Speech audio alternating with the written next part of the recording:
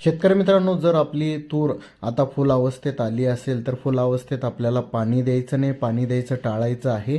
त्यामुळे फुल कमी प्रमाणात लागते आणि फुलगळ मोठ्या प्रमाणात होते. मित्रांनो, आपले जर व्हिडिओ आवडत असतील तर आपल्या व्हिडिओला लाईक करा आणि आतापर्यंत फॉलो केलं नसेल मित्रांनो तर फॉलो नक्की करा मित्रांनो. त्याचबरोबर आपल्याला फवारणी घेणं फार आवश्यक आहे. फवारणीमध्ये उंटा अळी, फुले खाणारे अळीचा प्रादुर्भाव मोठ्या प्रमाणात होतो, तर त्यासाठी अळीनाशक वापरणं आपल्याला आवश्यक आहे.